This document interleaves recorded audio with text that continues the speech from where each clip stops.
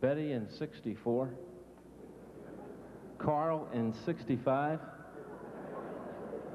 and Eva in 67. We're going to have to find out what happened in 66. But in addition to being a housewife and mother, she's done a lot. She's taught school. She's baked cakes and pies for restaurants.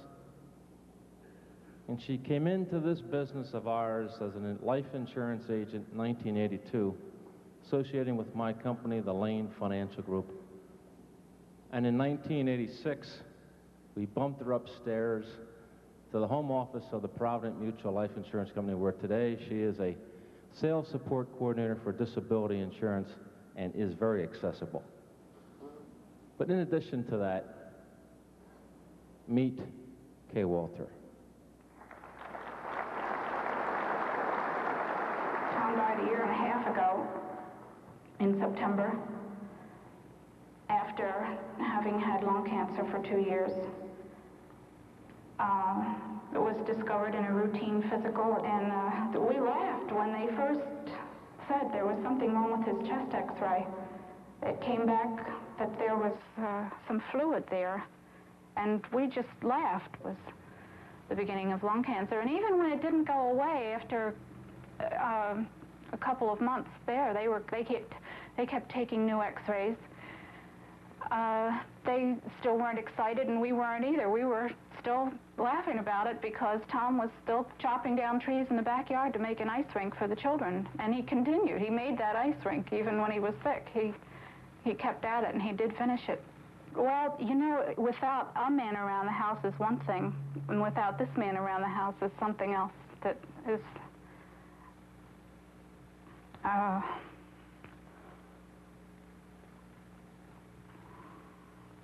well, he really was terrific.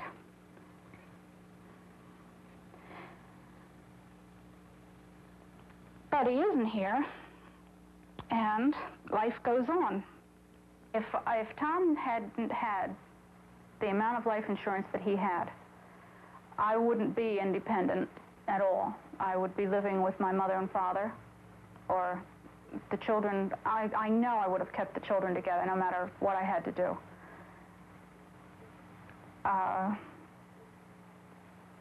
But if he hadn't had that life insurance, our life would be totally different. I wouldn't be able to have that independence. I would still be a strong person, but this way, I really can do things my way. I have these 5 children, and I'm financially able to keep the home together on my own. And I don't ever have to feel that I have to get another husband to... I don't have to feel pressured to remarry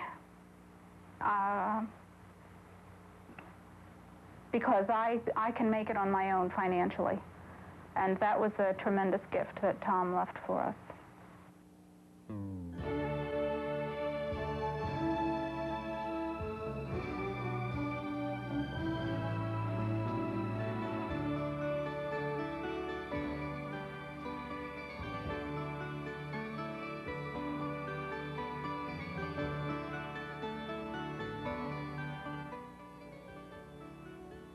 Morning.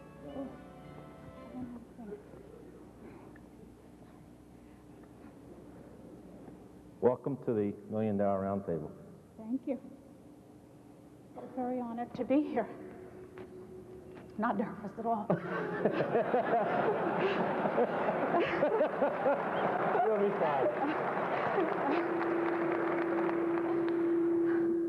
Can you tell us how the movie came about? Yes. My husband, Tom, was a home office employee for Aetna up in Hartford. And as you saw in the movie, he became ill and died in 1974.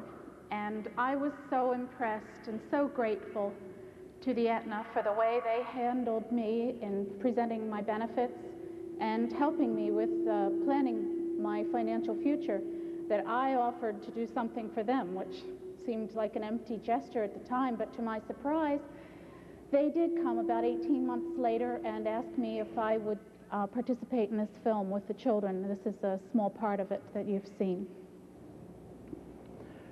Tom was 41 when he died. Right, You were 34. right. 5 children under the age of 12. What happened? Well, as you saw in the movie, he died of lung cancer. He went for a routine physical. Aetna required that of the officers every 2 years. And I guess it seemed funny to you that I said we were still laughing through these tests, but he was so healthy and such a clean living guy. He didn't smoke. He was raised on a farm. He was a systems analyst. He didn't do anything hazardous like jumping out of planes or taking drugs. And it just was impossible that he could be sick, seriously ill. But he was, and that's what happened.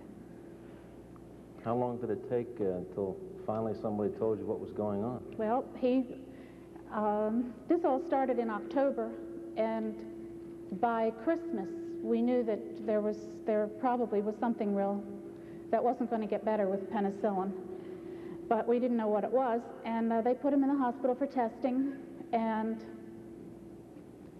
after 13 days, I called the surgeon and said, "What on earth is going on? Haven't you got any kind of a diagnosis yet?" And he said, "Well, Kay, we do. I just don't know how to tell you. I'm so sad to tell you, but he has lung cancer, and it's an especially virulent strain with a very low survival rate." So he came home. But I said to the doctor, "When were you going to tell us? Did you tell Tom? Does he know?" And he said no. So I said, "Well, will you meet me at the hospital this afternoon and let's tell him together." What was his reaction?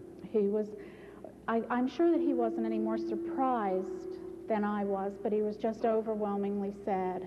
And he could only say a few words like, just, "My God, my poor kids."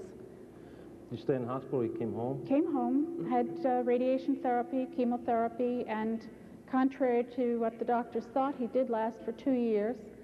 And they were interesting years. I can remember when he first came home from the hospital, we hadn't laughed a lot. It was a pretty sober time, and he wanted to be alone, so he went into a room with our little metal box, that everybody keeps important documents in. And he came out after a while and really was tremendously relieved.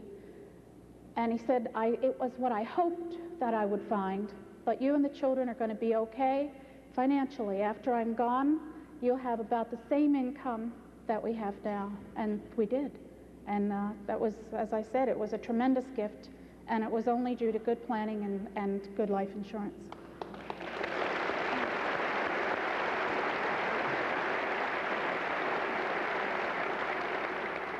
It's 14 years later now. A lot has happened. How have you been able to make it? Well, we've really managed well in the long run. We've had some monumental problems. Survival has been difficult at times. We've had another tragedy in our family. My second child, Dan, was killed in the Army. He was on maneuvers on active duty, and it was a freak accident. But we've had other tough times too. But we've, in spite of our personal tragedies that we've had, we've really never had financial disaster on top of it. I mean, it's bad enough, to have the tragedies. And we were really quite fortunate, especially in the early years. There was sufficient planning and enough dollars that I was able to stay at home with the children. That was our lifestyle. We didn't live the life of the rich and famous, but we lived our way. And because of the planning and the life insurance, we were able to continue to do it our way and stay in our own world. Tell us about the life insurance, Kay. Obviously, as an employee of the home office of the Aetna, he had some group life insurance. Mm-hmm. He had about $50,000 Did he own any personal life insurance? Had a little $10,000 whole life policy. One $10,000 whole life policy? Did he ever have the opportunity of buying any other insurance from any other source? He did. Well, he did have, in addition to his regular group insurance, he had a survivor income benefit, which he had purchased at considerable expense, and that was a function of his group insurance, but it was kind of like an annuity, not a true annuity, but it provided us with a $700 a month income, which was a tremendous asset.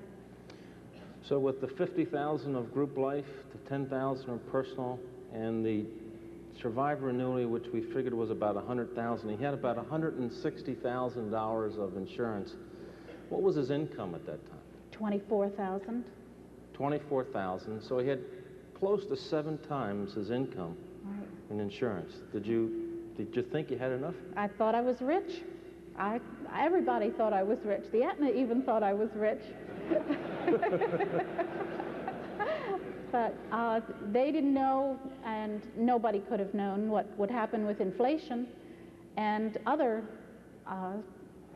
changes in our future that we wouldn't be able to control. You know, my husband's planning was done in, like in the late 60s and early 70s, and the inflation rate was 4%. But that's not what I lived with. I lived for a number of years with 8, 10, 12, 14% increase, and it made a big difference. And it changed it so that I didn't have enough pure income. I had to start invading the capital that was in the bank and in the different investments. But We in this audience are all in the business of asking people to buy life insurance. And we all hear the standard, classic, Hall of Fame objections. I think it'd be very helpful to our audience today for you to share with us your reaction to the objections that we hear. I feel a little differently about them now than I did then. Yes, I think you told me once that objections go away when your spouse becomes disabled or dies. Right. You forget all the smart alecky answers you had once upon a time. What about the objection that, well, my spouse can go to work? Well, sometimes the spouse can work, and I mean, I'm not lazy. I have worked, and I was real happy to. I was also very fortunate that I was able to work. I had an education. I was a teacher, but I had never worked prior to that time. So when I did get my teaching job, and again, I was very fortunate because there was a market for teachers at that time in the late 70s. So I was able to get a job, and I made a whopping $10,000 a year. And of course, I've revealed that Tom was making $24,000, so we weren't used to living on $10,000 a year, and I'm very, very happy that we didn't have to. But my income was able to just supplement what inflation was taking away from the money that we had in the bank. How did the lifestyle, the family change, if any? A lot. I told you that our lifestyle was that I stayed home with the children. We liked it a lot. I liked it, my husband wanted it, and the children were used to it. So when I did go to work, it was a big trauma to all of us. We all wound up in family counseling, but we adjusted to it. But I guess the important thing is that I didn't have to work right away. And I guess it was always accepted, too, that there wasn't a fortune there. It's impossible to make a rich widow unless you're already rich. But that money up front gave us time to stabilize, stay in our own world, and get adjusted to the changes that were coming. How about the objection that we hear, well, my spouse will remarry? I even a widow with 5 children. I married a widower who had 3 children. And I'm sorry to tell you that it's not the happy ending that you might have hoped, but it turned out to be a tragedy. That marriage ended in an annulment, and a lot of things happened to me, not only emotionally, but financially during that marriage. I took all the money that was left in the bank and pasted it on the back of my house, put a big addition on there to accommodate the new family members, and I quit my job so that I could stay home and take care of the new family members. And I lost the annuity, and my Social Security benefits were all changed around. The whole financial picture changed, and then the marriage ended. So, no marriage, no job, no money, no Social Security payments. Well, the kids kept theirs, but What happened then? Came well, to work with me, right? For a I did. job. Then I really had to get serious about working. Well, then I tried to go back to teaching, but that happened to be in 1982, and I don't know if your parts of the country were affected like mine. They were laying teachers off by the hundreds, and I couldn't get a job teaching. And so then I had to look for something else to do. And I didn't think there was anything else I could do, but I did go to work with Stan as an insurance agent. And obviously you had all this money tied up in the house, so Yeah. it's no problem, just go out and sell the house. That's another big objection that people use. And you know, it's true, I did have a lot of money in my house, and I did sell it, but I didn't sell it right when I needed to. It took me 3 years to sell that house. It was overbuilt, it was huge, and every penny that I owned was locked up in that house. So I started taking equity loans, which was the real popular thing to do, and it was a lifesaver. But you know, you have to pay them back. You just, so when you sell the house, you don't have all that you thought you were going to have. But that's We hear the classic, well, there's governmental programs, there's Social Security, you get all this money from that, there's no problem there. Social Security has been great. I know that we kid a lot about it and so forth, but it has been a very great benefit for my family. The problem with Social Security is that you can't control it. I couldn't control what they did in 1982 when they changed the rules of the game. And they didn't ask me if it was convenient or if I had another way to provide income that I was counting on. And there was no time. It was just immediate, and it wasn't grandfathered. I had 4 kids in college, and all of a sudden, the kids, well, no, I didn't. I take it back. I only had 2 in college, but 3 in high school then.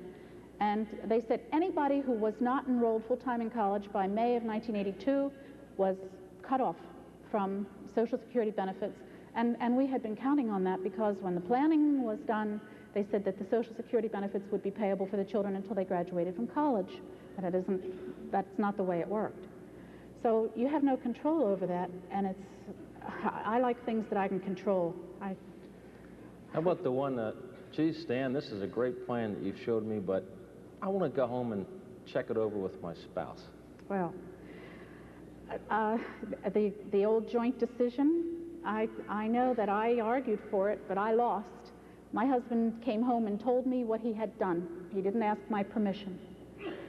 And why do people buy life insurance? We've talked about that here this week. They buy it for love. And I remember when I first went to work, the first day as an agent, I opened my desk drawer, and my predecessor had left a button in there. It was the only thing that was in there, and it said, "Love is insurance." And I thought, that's kind of hokey, but you know, it's so true. And what other things do we do for love? I mean, we bring home our paychecks to take care of our families, and we provide nice homes and all of the amenities that we can, and we be there. And it's the same with life insurance. You don't ask if you can provide for someone. And my husband didn't. He went ahead and did it. It was his responsibility, and he did it. I am here to be very grateful.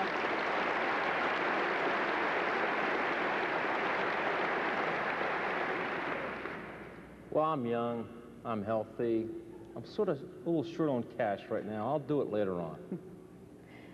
Well, that was always my objection, you know. Look at how healthy you are, and you're so young, and we have time to do these things. And of course, you're not going to die. But that my husband was young and healthy. But the day before he took his physical, any insurance company in the world would have been happy to write him any amount of insurance he wanted. But the day after his physical, he wasn't worth a nickel. Nobody would have considered him. There's a great opportunity for everybody to be a Monday morning quarterback, and and if you knew then what you know now, and obviously if you knew then what you know now, Would you have done anything differently? Sure, I wouldn't have objected to the purchase of life insurance. I would have begged for more. But I didn't have that opportunity, and I wouldn't have objected, believe me. Here's a picture of you and Tom and your family. That was taken 14 years ago, I believe, and there's the kids. Who's who? Where's Jim? Okay. Jim was 12 when my husband died. Well, he was 11 when that picture was taken, so we'll go in that order. He was 11, and today Jim is 25. He graduated from LaSalle University. He's a programmer, just started a new job at RCA, and he just got engaged. Does anybody have an app? This kid needs a lot of insurance.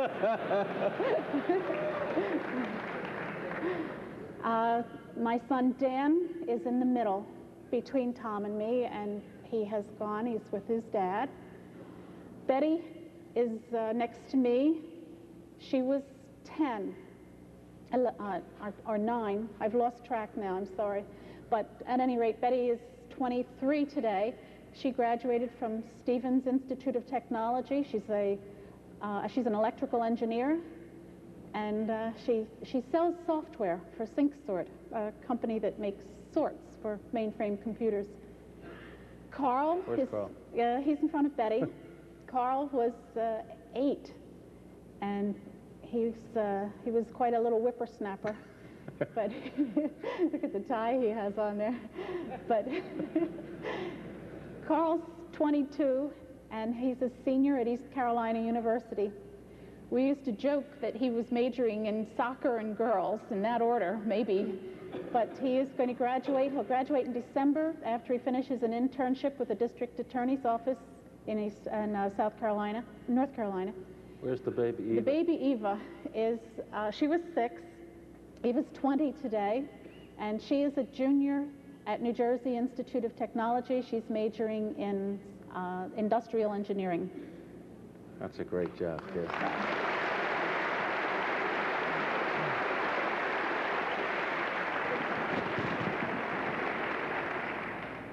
I wonder if you'd like to meet my kids now.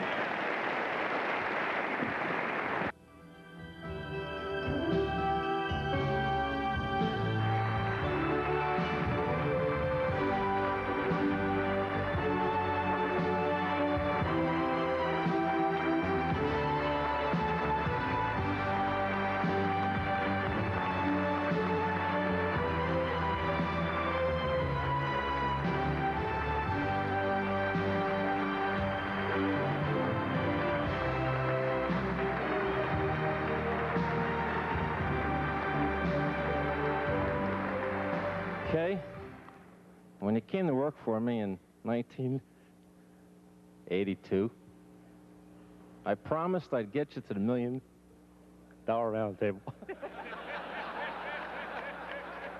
And we did it.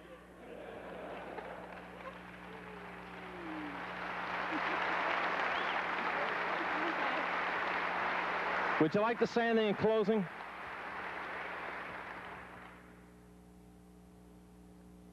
Did we dare to dream? You bet we did. And why shouldn't we?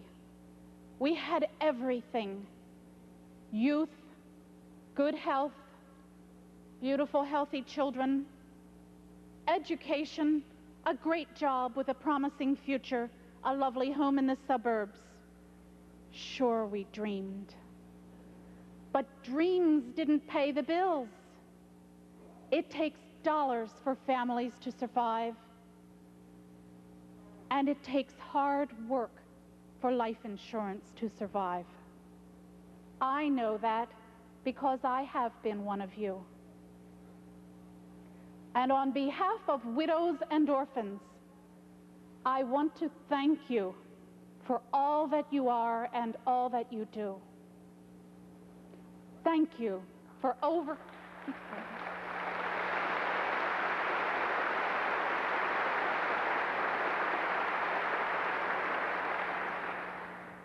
Thank you for overcoming call reluctance and making those 10 million hated phone calls.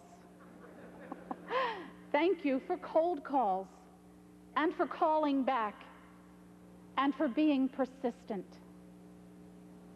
And thank you for enduring rejection, maybe the hardest of all. I thank your spouses, the spouses of the life underwriters, who sacrifice much and support you so that you may succeed and we may survive.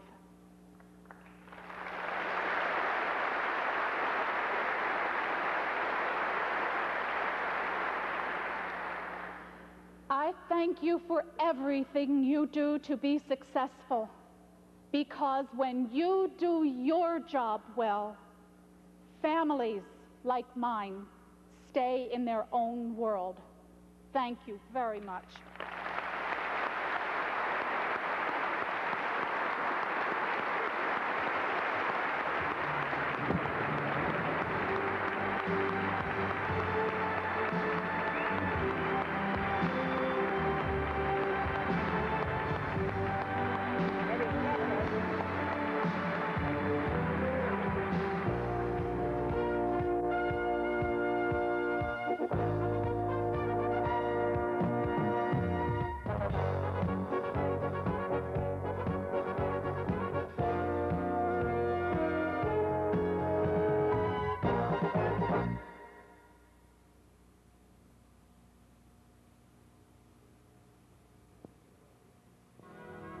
For those who wish to learn more about the Round Table, there's the information-packed Invitation to Excellence.